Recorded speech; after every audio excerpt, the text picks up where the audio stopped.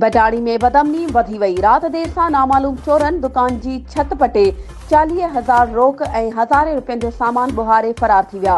Police अघूर निंड सुतल।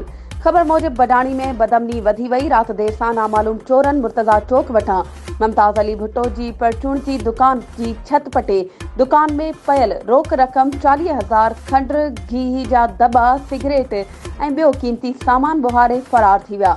Miyani police अघूर निंड सुतल दुकान मालिक मुमताज़ अली भुट्टो ॻाल्हाईंदे चयो त चोर रात दुकान जी छत पटे दुकान में दाख़िल थी रोक रक़म 40,000 ऐं हज़ारे रुपयनि जो सामान खणी विया आहिनि।